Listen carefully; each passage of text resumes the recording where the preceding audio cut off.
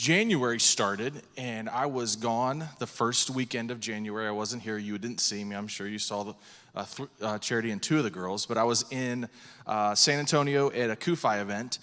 And so I got back from the Kufi event. I was sitting on the couch. It was a Tuesday night, and just kind of recovering probably. I was probably complaining about a middle schooler or something that day. Who knows? And I was sitting there. It was kind of later in the evening. And I was like, hey, I said, Charity, I just got an email from Dylan. And Dylan is a Kufi guy and has become a friend. And so I started reading the email, and it said, hey, I've got a spot on an Israel team, I've got a spot on an Israel team that's getting ready to leave next month. Would you want to go? And I need to know in 48 hours. So we started talking, and we determined there was a list of a couple things that we needed to check to see if this is possible. However, if you talk to her after church today, she would tell you that if she had 50 hours to decide, she would say no. Okay, so 48 hours was like the perfect time window, but 50 hours, she would have said no. She said yes. We obviously did. I didn't do it without her blessing. I got to tell you, though, that the response was very mixed. Like, there was people, like one person hyperventilated in front of me. I was like, I don't really want to do CPR, but I mean, I can, right? I mean, I had a lot of people that were very mixed about, like, what are you doing? Why are you going to Israel? Do you follow the news? I don't follow the news. But anyhow, it was interesting. But a lot of the people actually, funny, didn't come talk to me directly. A lot of my colleagues, or a few, I guess I should say a lot, but a few colleagues, because we both work at VCA, and they would actually go to her, and they would go to her desk, and they'd be like, now, Charity, are you really fine with Brandon going to Israel? And she would be like, yeah, we're good. Like, it's gonna be amazing. It's gonna be great, you know? And so you have this like this thing that started circulating, like, okay, wait a second. I didn't have any fear. I wasn't concerned, but people were starting to like speak in concern, right? Right? So the hyperventilating person in front of me was a little moving, right? Like, it's gonna be all right. Like, it's gonna be fine. I'm going to get on a plane, and then I will come back, right? So I went there, and as Pastor Stan said, obviously next month, I will share with you some of the stuff that I experienced that honestly is life-changing. And it's life-changing when you're doing this, when you're taking your Bible and you're reading it, but then you've seen it. That's, for me, is probably the largest takeaway. I can talk to you about some of the spots, and some of you maybe have went, and so you know what I'm talking about. When you start reading these stories now in the Gospels, and you're like, whoa, I never pictured this. And so there is a ton of like moments where just like, okay, I got this kind of wrong a little bit, right? Even this morning, great message, and you're sharing about the garden, and I'll tell you really quick, one of the God moments on the trip for me was we got to the private garden. Okay, so they have two gardens. They have of the Gethsemane. They have the private side. They let us in. There was nobody else there, and so they said, take 10 minutes to pray. And so I don't know. I found an olive tree. And I felt compelled to go to this olive tree, and I just went and I sat down at that olive tree and just took 10 minutes and prayed. Now, was Jesus at that olive tree? Probably not, but who knows, right? And it was just something about being in that garden. And you know what kept coming back to my mind that during those 10 minutes, would I have fallen asleep? Would he come to and say, Brandon, you couldn't just wait up? Like, you couldn't make it an hour?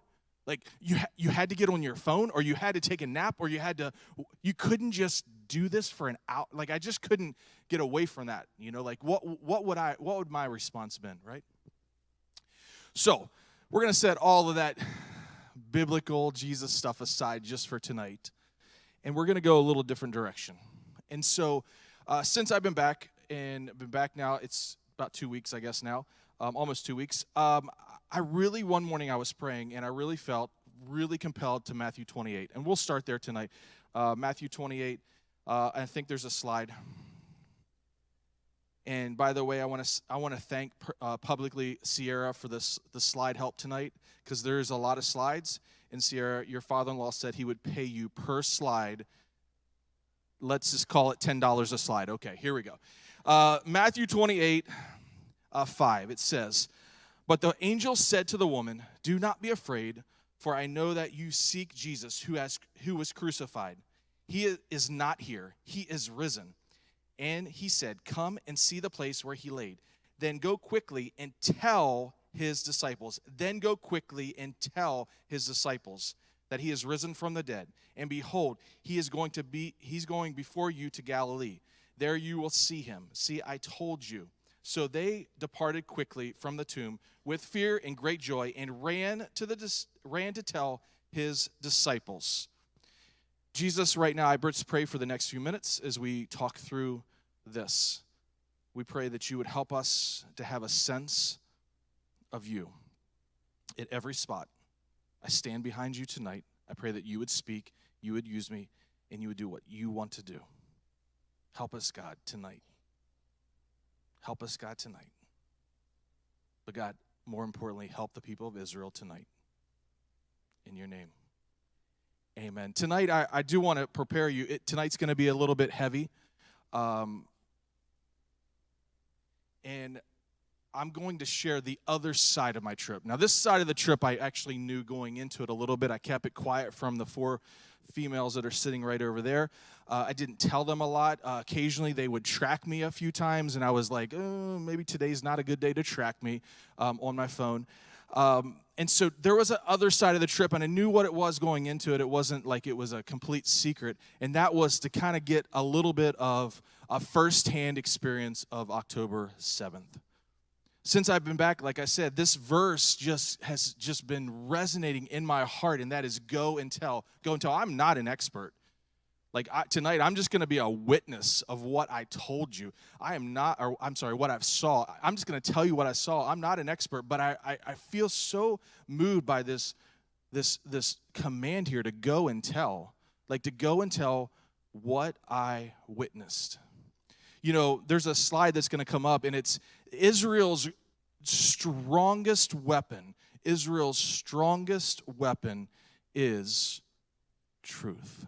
Israel's strongest weapon is truth.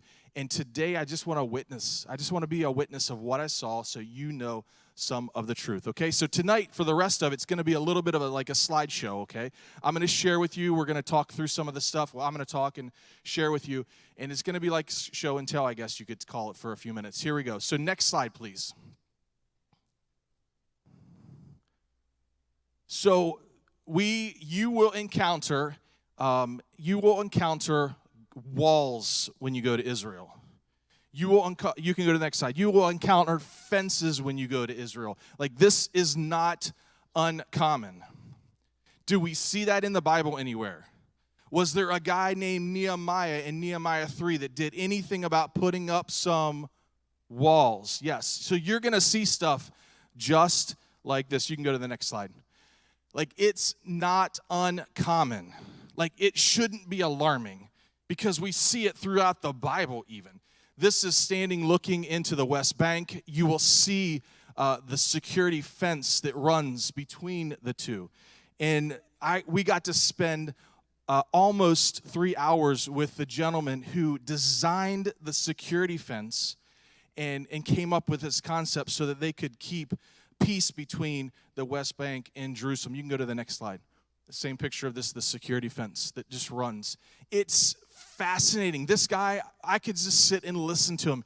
His knowledge was overwhelming. And just the way his mind worked about how we can do this and how we can make this work and how we can have peace between the West Bank and Jerusalem. You can go to the next slide. Again, these are just common things. You would see them as you travel around. You can go to the next slide. So I want to introduce you to a word. Some of you probably know what it is, and I'm going to openly apologize from the beginning. There will be words that I will probably not be able to say, or I'll mess them up. That's just me. Kibbutz is something that you're going to see a lot, or you would hear a lot if you were in Israel, or if you even just from some of the stuff that's happened at kibbutz. So these are little, you could call them little villages. And these villages are almost where they've come together and they're you know what, we're just a self-contained community. Imagine if you took 6 of your closest family friends, and you said, you know what? We're going to go up to Montana, and we're going to open up a compound. We're going to put a fence around it. Like, we're going to hunt. We're going to fish. We're going to grow our own vegetables. Like, we're going to do our own homeschooling for our kids. Like, we're going to just have this compound, and life is going to be grand. This is really what is very common in especially the area around Gaza is these kibbutz. And there's these ones these are actually some of the ones that were attacked on October 7th. So that's just a little bit some words in the definition. Okay, next slide, please. So as you started looking or started hearing the news on October 7th, one of the things that you heard was that one of the kibbutz, that there was an attack on it, right? And you heard in the news that all of a sudden these hang gliders went over the security fencing and landed in the actual village, right? They landed in the actual village. Okay, you can go to the next slide. And so this is the village that they landed in. So at 6:30 in the morning, they landed, they went over the security fencing, they landed in this village, and they just had one mission, and that was to kill as many people as they could. There was no other mission. When the military experts and the IDF got there and they found the gliders had all kinds of GPS on them as far as so they knew exactly where to land them. They landed them on 3 streets in the village, and they said that the guys, there's 3 terrorists, they got out and they were heavily armed. Like there was nothing but they were just going to walk around and kill whoever they saw. One of which, Owen, 47 years old, a 79-year-old senior lady, and a dad, a mom, and a daughter. So you can go to the next slide, please. So this street here, I stood here. Now you might say, okay, wait a second. If you're standing in this street, where's Gaza? Well, Gaza was right there. And this is one of the streets that the glider actually landed on. One of the gliders landed right here on the street you're seeing right here.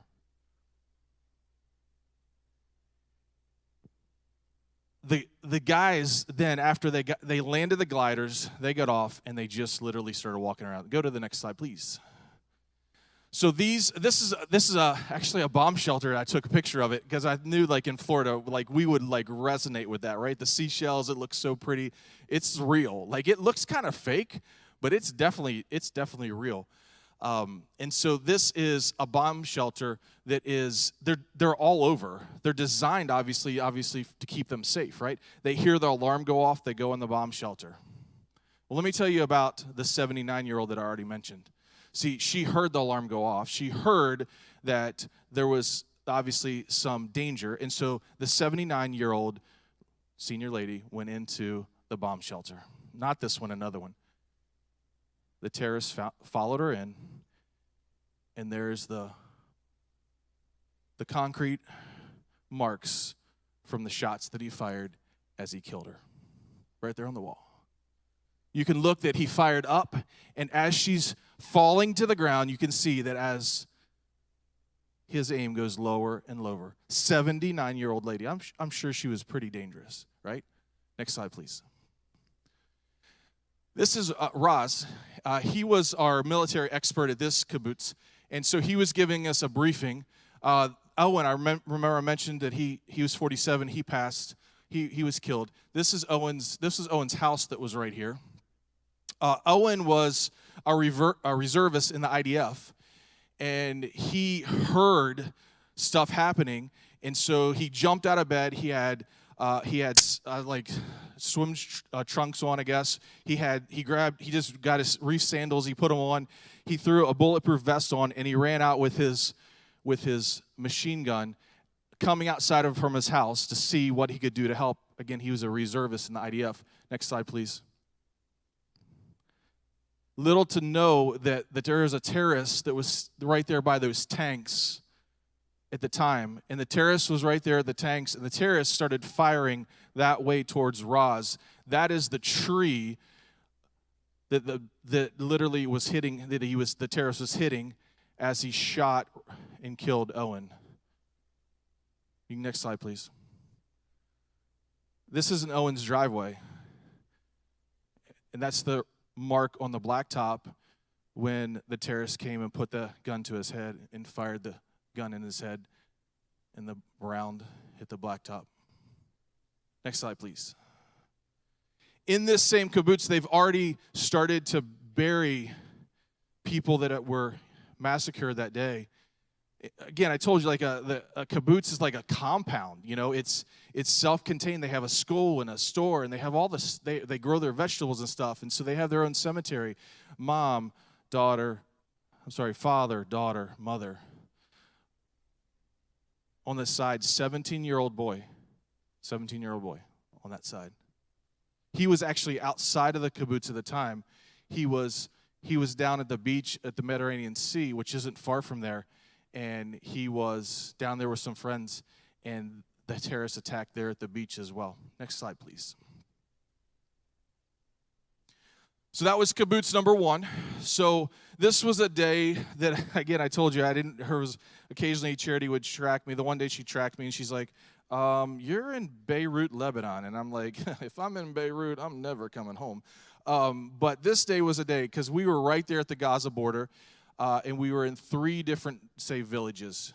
And so this was our second village that we got to visit. Go ahead and go to the next slide, please. So in this one, again, 6:30, it was a concerted effort.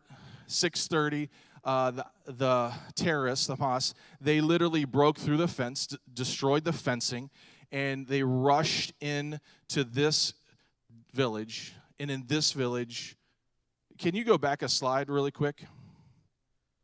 So this is a billboard then when you're going into the village, because they were having a huge celebration that day. Like, it was a big celebration, and they had all kinds of things planned. People were coming for it. It was a big event. You can go back. And so in this one, 15 residents were killed. And more importantly, because this one is very, very close to the Gaza border, there is an IDF outpost, I guess you could call it, where they had 4 IDF soldiers, and literally the terrorists destroyed the outpost and killed all 40 IDF soldiers. Next slide, please. So this is the actual fence that protects this village. This is the security gate. That's always there. So, like, if you live there, that's the gate you go through to get home. Okay, next slide. There's one of their bomb shelters that are in this kibbutz. Next slide. This was all over the place. Shells, rounds, they were all over. We actually picked up a few, and they asked us to put them back down. They said we don't, not because we don't we want them disturbed because it's like not a crime scene or whatever. They just didn't want us to take them in honor of the people that were killed, so we set them back down. Next slide. This was the IDF outpost. So this is where the IDF soldiers were stationed. After they killed all 4 of them, they went through and destroyed and burnt their living quarters and their kitchen, all their bathroom, all their stuff that was there. Next slide, please. So again, I just put this on. I was taking these as I was there, just so you can see as far as how close at times we were to the Gaza border. Next slide, please. Okay, this is another village. This one's a little different because this one's only a mile away from the Gaza border. However, this would look a little bit more like if you were to visit like a Bartow or a Mulberry or something like that. There wasn't like a gate necessarily that you would pass through. It was a little bit more open. And it was very nice. You can go to the next slide and I can show you. Like, this is what you drove into. Like, you have this statue here of somebody playing a violin, a beautiful fountain. Like, again, this is a mile off the border. This was close, and at 6:30, you can go to the next slide. At 6:30 in the morning, Hamas came through, and this one was different. They didn't have to cross a fence. They didn't have to break a fence. They didn't have to do anything. They were able to obviously go through the checkpoint at the border and then come through and drive here to this one. This is just a picture of some houses, obviously some palm trees. Next slide, please. And this is the other side of the picture. And this was actually, we were there because this is a school. And so this was a school that was there. And in this village, happy to tell you that while we were there, they told us that March 4th, that schools were resuming, and they're hoping students and families would be able to come back to their village. Because you go to these villages, and they're completely abandoned. There's nobody there. Next slide. So let me tell you about this. So in this village, you saw in the first part about the number of people that were killed. One of the things that Hamas did at this village is this was their police station. And so eventually Hamas went to this police station. I think they killed all 8 police officers that were on duty that morning at 6:30. And they took over the police station. And it was kind of a thing where they took over it to, like, I don't know if they thought it would be like a command post or what the thing was, but they took over it, right?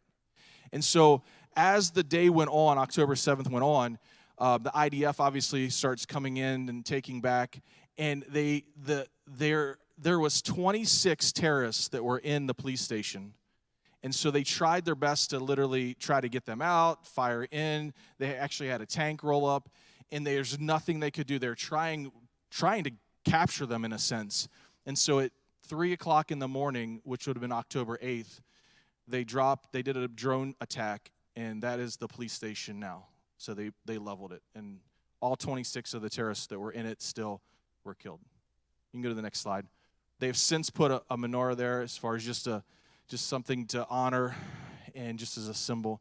You can go to the next slide, please. So this last one here, this was probably, this was the hardest one that I walked through. And I'll tell you right now, this one was definitely hard. This is another one that's very, very close to the Gaza border. And so we're just going to walk through some of the pictures. So far you've seen 3 different villages. This is the 4th one. And so here, go ahead and go to the next slide. This one had about 1,200 residents. 95 were killed, and 30 were kidnapped from this kibbutz. Okay, next slide. So there's a stretch there where this is what you see. Okay, let me explain it for just a little bit. You'll see on the picture on the right, as far as the roof is caved in. You see the picture on the left. You see all this, like, what you would think is graffiti. That's not graffiti. That's when the IDF came in to identify bodies. That's markings for them to say what time it was confirmed as far as the death. All kinds of information that they sprayed just so that they would know as they went from house to house to house. Go to the next slide, please. These pictures are throughout the village. Remember, I said there's 30 people that were kidnapped at this village. And so you have these posters here like this that are actually kidnap posters. This is somebody that was kidnapped. You think about that little girl that was kidnapped. I mean, she looks pretty dangerous, right? But these are all through there to symbolize ones that were kidnapped so that they can continue to pray and hope for their release. Go to the next slide, please. You can go to the next slide. I took this picture actually for my wife. I was walking out of one of the houses, and I saw this camera bag, and she's got a camera bag. It's a little different, but it's close to this, and I just saw it there in the rubble of everything. That's obviously tile from the roof that you see all around it. Next slide, please. I mean, everything. You might say, well, I mean, so did they bomb it? They didn't bomb it. They brought tires with them and put stuff inside the tire, and they would throw a tire inside somebody's house through the window, and that would catch it on fire. So obviously a spoon, bowls. You can go to the next slide, please. This was actually, I mean, you think about the ones that are in this room that are parents. That was actually a child's bed right there that's destroyed. And that was a child's room at one time. That bed wouldn't fit me. It wouldn't fit most of the adults here, but it would fit a little child. Next slide, please. As you walk through the amount of rounds that were fired, bullet holes that were fired, it's everywhere. Doors, like this was the door. This was their door. I mean, imagine trying to shut the door so that you would be protected, and just the rounds are going through the door. These are the concrete where bullets are going into it. Next slide, please. There's a message here that I took. It says, bring them home. And that was something I saw all over the place. Bring them home, bring them home. Next slide.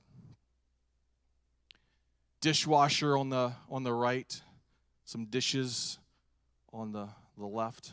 Next. I mean, this is just one house after another house after another house after another house. It just does not end. Next slide, please. Another person that was kidnapped. I mean, this one here, I think, if you can go to the next slide, this house, sorry, I didn't include it, but you can just leave it there. That house, that one was destroyed. There was really nothing left. Now, the next pictures that you will see are these. And remember, in this one, there was 90 residents that were killed, 95. And so you'll see these pictures. In this house lived Judith, I'm not going to say her last name because I mess it up, who was brutally murdered in the Hamas terror attack on October 7th. You can go to the next slide. They're everywhere. These posters that were put up. Go. You can go to the next slide. Oh, there's the one. I mean, that was his house. What's left of his house. Next slide. In this house lived this gentleman who was brutally murdered in the Hamas terrorist attack on October 7th. I mean, obviously, I'm not naive. I hear stuff, right? I mean, you hear right now this pro-Palestinian, movement. You hear the screaming of it. When you start walking through this, and you see this with your eyes, because all this, I saw this with my eyes. I was a witness. Remember Matthew 28. I witnessed this. Now go and tell. This stuff that I saw, I mean, this was pure and simple. It was evil. It was evil. There's no way to justify it. There's no way. Next slide. 2 different posters. And again, they burnt so many of their houses as well. Would catch them on fire and just let them burn. There was stuff everywhere. Next slide. Dishes. This is who knows what room this was on the left. But, I mean, everything is just charred and destroyed. Think about the life that was there once there. Next slide. Another victim. Next slide. Let me tell you for just a second, I'm going to stop here just for a second, and then we'll go to this part of it. If you followed, and I want to make sure that you follow me and it's clear, that day, we started at one village, okay? That was the village where the hang gliders landed. We went to the next village, right? That was the one that was having the big celebration that day. We went to the next village, right? The one that I was showing you about the police station. And then this last one that I just showed you was the 4th village, or the kibbutz that we visited that day. That was the 4th one. And I'll tell you, the 4th one was the one that was the hardest. It's the hardest it was hard to walk through their houses, right? And they already asked us, IDF was with us, they asked us to make sure that we're honoring, and we were, trust me, we were. I mean, there wasn't many of us that weren't at times openly crying just as you walk through and you see the life that somebody had, especially as a father, and you start seeing toys laying around and all of the debris. We are all just wrecked. There was 13 of us, 13 pastors, and we were, the bus was waiting, and they were like, you know what, we really need this to go. And we start walking to the bus. No one's saying a word. Everyone is just doing everything they can to hold it together. And I was walking with Dylan from Kufi and Randy from Kufi, and they were like, we've got a little time. And I'm not taking credit for this, so don't think that I am. But they said, we got a little time, and should we do something else? And I said, you know what? I don't want to go back to the hotel right now. I could care less if I go sit in a hotel room right now. If there's something else, let's just do it. I didn't know what I was saying, but they knew what they had in mind, and that was for us to visit the site of the music festival. And so, if we hadn't had enough, we got on the bus and we headed to the site of the music festival, which obviously was all over our news. We heard a lot about it. You can go to the next slide, please. So at this music festival, there was bomb shelters there, donated with love for the safety of the people in Israel. They ran in. Hamas terrorists rolled a grenade in. They quickly rolled it out. They rolled it back in. There was nothing that they could do.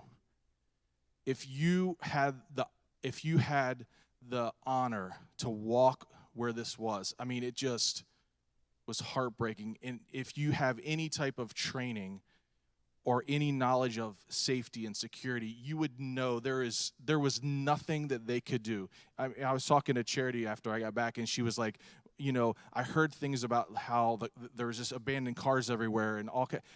There was trees, sure, but I mean, there was just nowhere you could almost hide. Next slide, please. You start walking around, and you see all these memorials of lives that were there. Now, we had somebody that came and spoke to us that just happened to be there, and he was telling us about the music festival. This was a thing where, honestly, like as I listened to him, it would be like something you could relate to, like a Woodstock almost, but not like that. And they would gather, and they would dance, and they would sing, and they would come 3,000 at this one, 3,000. And most of them were in tents. There wasn't like there was campers and hotels or anything. They were in tents. And be sure to keep your light bright and shining. You never know just how many people you may be a lighthouse for. You never know just how many people find their way home in even the wildest storms because you are there. This is a poster. It's grasped this young life taken. Next slide. Again, just memorials of just people that were here. Karen, 24 years old. Next slide. Next slide. This one here just got me. Think about a life that was lost, and on this thing it says God has a plan. Well, if we study the Bible, we know right now that God has a plan when it comes to Israel. That is for sure. And then you start walking through on the right side, it's just literally all these markers of people that were at this music festival in this area here, celebrating, singing, dancing, that just literally lost their lives. Next slide. 364. 364. And not just 364 that died, 150 of them were kidnapped that were there. We talked to somebody who had a family that was there, and they were like, we literally ran. They said, we literally ran 4 miles. We just tried to stay low, just run for miles and miles and miles and miles. We ran, just left our car, left all of our stuff. We just thought we have to get as far away from this as possible. They said they got so to the point where they're so dehydrated just from running and trying to get quickly away. But they made it. Next slide. So before I flew out, they decided to, if we hadn't had enough, they decided to give us a couple more stops. And so there's 2 stops, and I'll tell you about them. This one here is, so on the right side, you'll see the IDF headquarters. This is in Tel Aviv. Okay? And so that's the IDF headquarters. Where I'm standing at when I'm taking this picture is a big square. And there's like an art museum or some type of art museum back this way. Next slide, please. Next slide. So in this square, right across the street from the IDF headquarters, a father whose daughter, I believe is what, if I'm right, a daughter was kidnapped. So the father said, you know what, I'm going to go and I'm going to take a tent and I'm going to camp out in this square across the street from the IDF headquarters because this is the only way that I'm going to be able to get information about my daughter. I'm going to stay here until I can get answers, until she comes home. And so you start walking through this square, And if you don't know, there's still 130 people that are being held hostage. 130. Next slide. There's all kinds of things throughout the square just to bring as far as your eyesight or your knowledge, or bring knowledge to yourself, to be like, okay, this is somebody right now that is literally still captured, is still hanging on, that we need to actively pray and stand for. Next slide. 19 years old. There was this tree, one of the first pictures you saw there. There's this tree, and it's got things hanging all of it. The left side, for the hostages to see the sun again. The right one, free Israel. 7-year-old. That 7-year-old there. Next slide. They've got all these pictures of just kids that have rope around their wrist and things around their eyes and tied up. Next slide. This one was a tough, because this is this table, and this table is super long. And you see on this table half a pita with a nail through it, and then some nasty water. And they know, because of hostages that have been released, that that's what they're getting. They're getting a half a pita a day, some nasty water. Next slide. This is the other end of the table, the real nice part of the table. And they have this table set up just to kind of give you the perspective of two different sides. On the left is a mom that was sharing about her son, 23 years old, that is still held as a hostage. Next slide. Time is running out. Next slide. Somebody's come through, and they created a tunnel. Okay, it's not concrete necessarily, but they created this tunnel because they know that the hostages are being held in the tunnels there in Gaza. And so they created this tunnel. You go to walk in, they hand you a marker where you can write a note or whatever on it. Next slide. Just a picture of hostages. Next slide. The first stop before we got to Hostage Square, this was to actually an IDF Air Force base. And so we had the honor of fixing lunch for 300 IDF soldiers. And we had, I was like, this is going to be, like, whoever sits next to me on the flight home, they're going to be like, this guy smells bad. Because, next slide. Yes, that's right. I was in the food truck. Yes, I got up there in the food truck. That's where I was at, frying hamburgers on this big griddle, helping prep them and do all the work. And I'm like, and that outfit is the outfit that I had to fly home in. And so, and if you don't know, it's not like it's a quick flight either. And so I was like, whoever's next to me, they're gonna smell beef. They're going to smell fried beef. But all the team, Kufi, actually, we had 3 teams there. They had 3 teams there. And so the whole team, we all went there before just to fix them food and just to love on the IDF and just to give them food. It was amazing. Next slide. Okay, I want to kind of toward the end here, and I want to give you, I think it's 3 things that I want to leave with you. A couple things that I want to leave with you. So this lady. So early on, in my trip, when we first got there, the second night that we were there, okay, let me back up. The first night that I was there, we're tired. I mean, we've been traveling. I walk into our hotel in Tiberias, and there's literally kids running everywhere. And I'm like, what is this? I mean, and I'm tired. I mean, I'm not cranky, and I don't care. Kids don't necessarily bother me, although I get to spend every day with 120 teenagers. Occasionally, I probably get annoyed, but they were running everywhere. I thought, what in the world?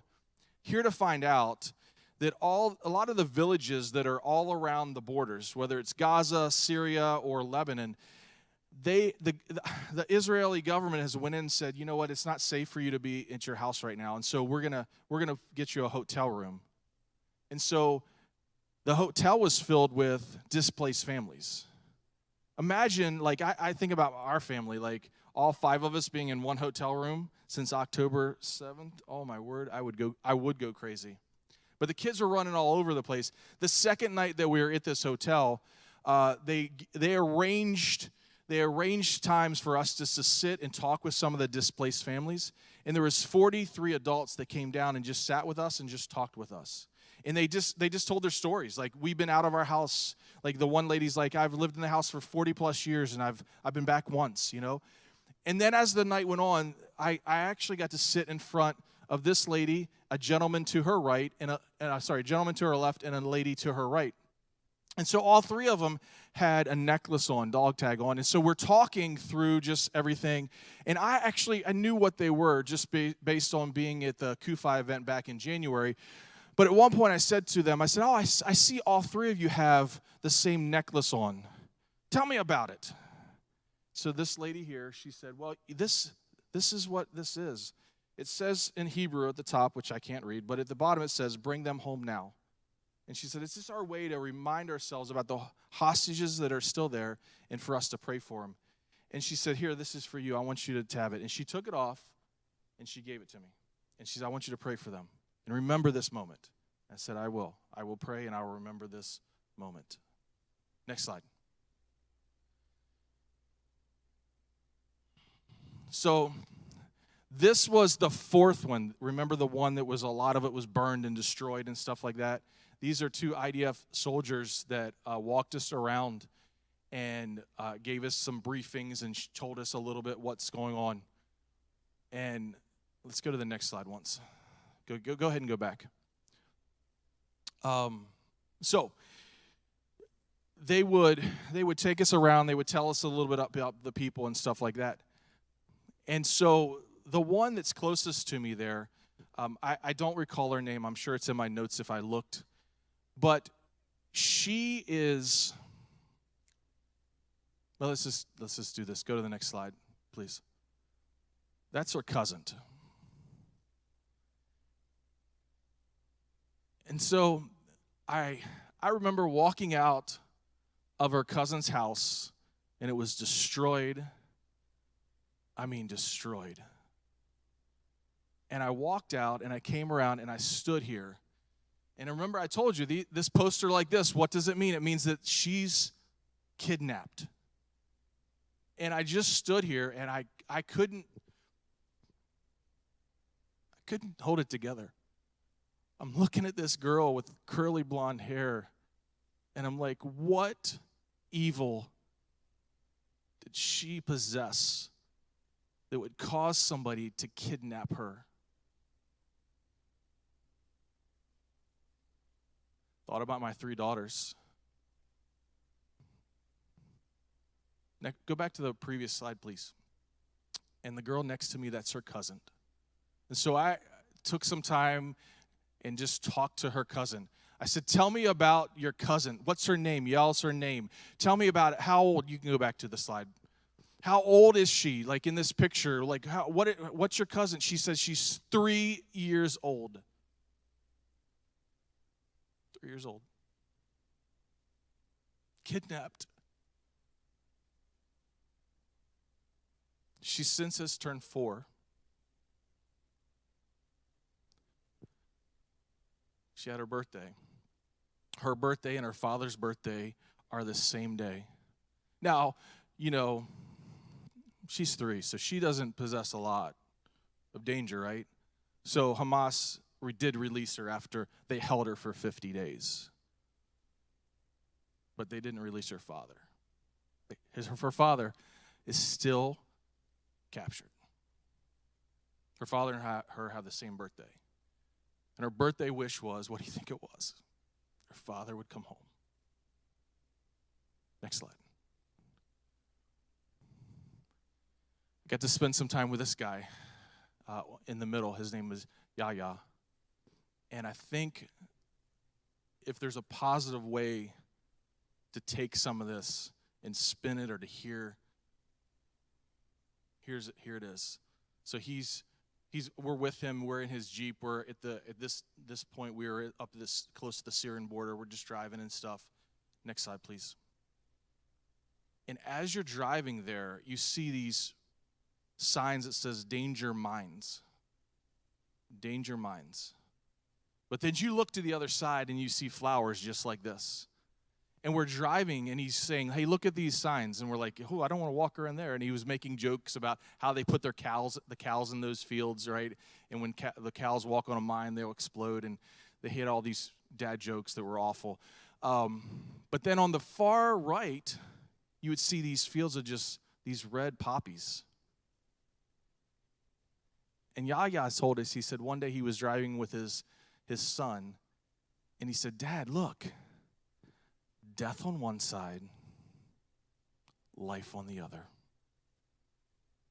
Death on one side, life on the other. I mean, I took and wrote it down so I wouldn't forget it, because you think about Israel, and if you study Israel, open your Bible, you will see there has been lots of death, but there's been lots of life, and the life continues. Tonight, before I wrap this up, we had the 13 of us. We all had obviously our phones. Pastor Stan alludes to it. I did take 1,700 pictures and videos while I was there, but we put together, like some of the pastors I was with, we shared videos, and so I gave all the videos to Hope, and she put this together. So I just feel like for us to end, if you hear their story, it's even more powerful than hearing it from me. So let's just go ahead, if we could, watch the video just for a second.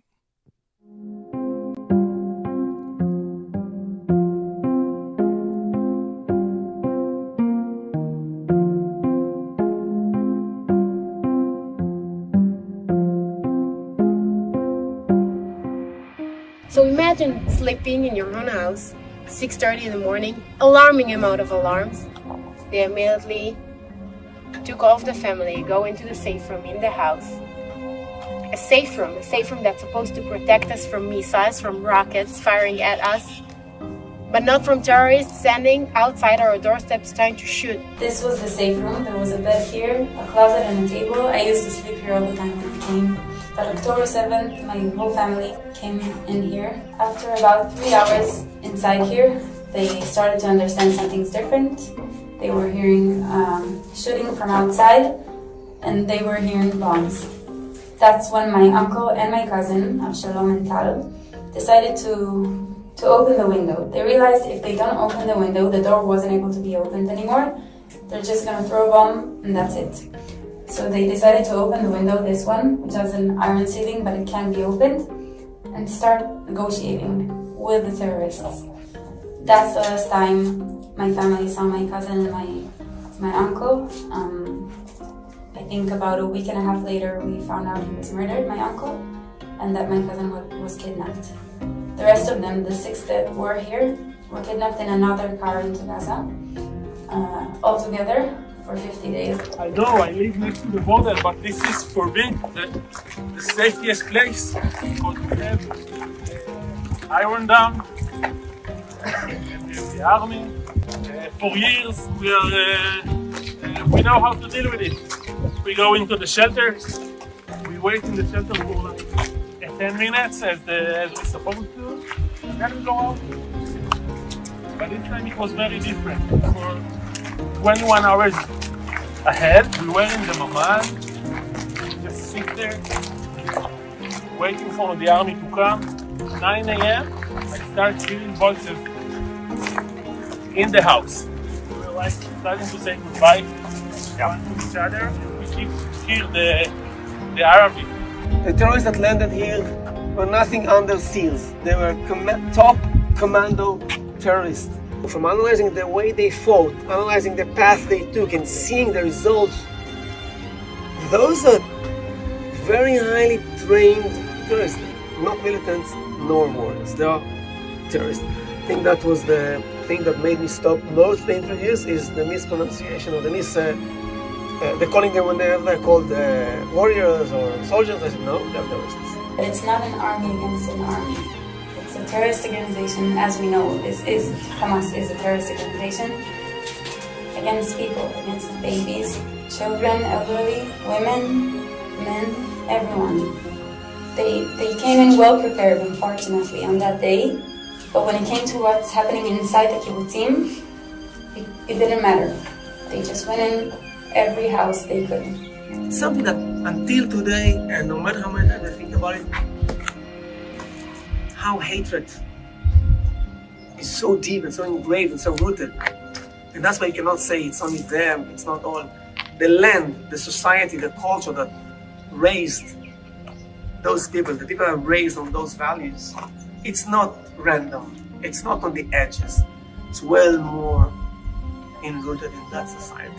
This is our job now, to keep saying it, to spread the word, so people really understand what happened in October 7th.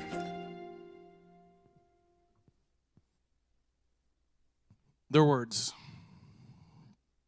That video is not from YouTube. That video is not from Fox News. That video was shot on this phone and a few others. One last slide, I think, that's left as the team comes up. I think there's one last slide.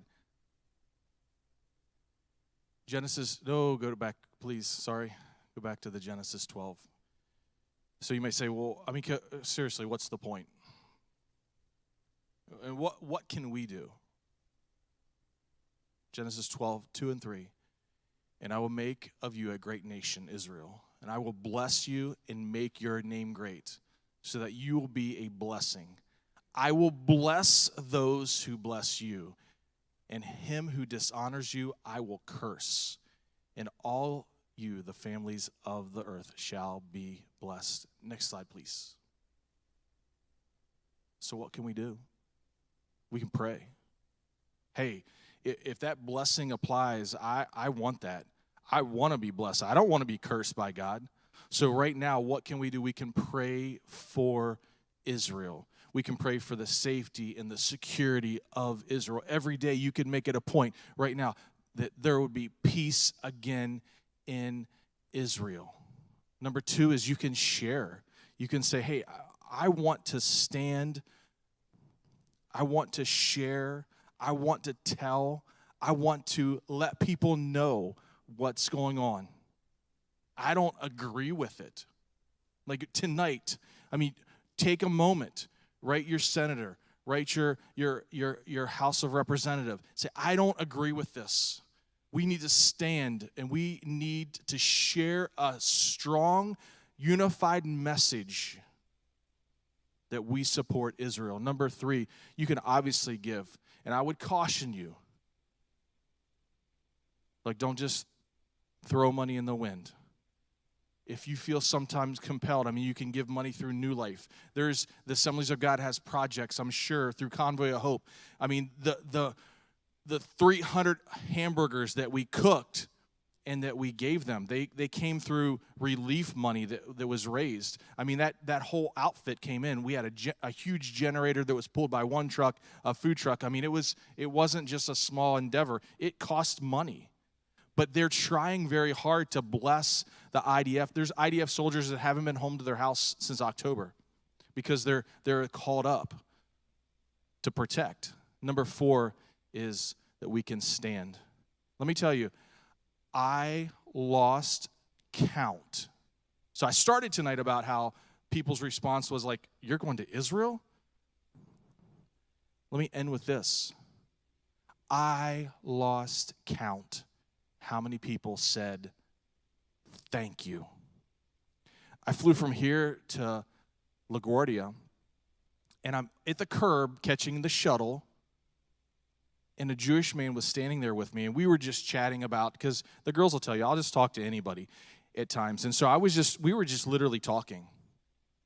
And I said, yeah, I'm going over to Newark to catch a flight. I got to get there in a couple hours. He's like, why would you leave one airport to go to another airport? And I said, I wonder that as well, but I have to go there because the plane that I'm catching is headed to Israel.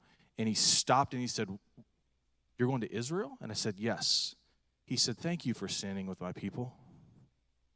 His shuttle then, a few minutes later, we were talking, his shuttle showed up, and he took off, and he came back, grabbed my arm, and he said, thank you. I can't go right now, but thank you for standing with the people of Israel, my people. I can't tell you how many times I was stopped. I was at the Western Wall, and we were there bringing in Shabbat, and literally, we always had to wear our credentials, and I had credentials, and my credentials said pastor. Of course, I'm a pastor, but it said pastor, and literally a Jewish man stopped me at the Western Wall, and he grabbed my hand, and he said, thank you for coming, because no one is coming, because they feel all alone. And this is not a political statement, and this is not to get fired up about that. But we have always been their strongest ally, vice versa. And they feel completely alone. I lost track of how many people they don't even know. Thank you for coming. Thank you for coming. Thank you for coming. Right now, we can pray. We can share. We can stand.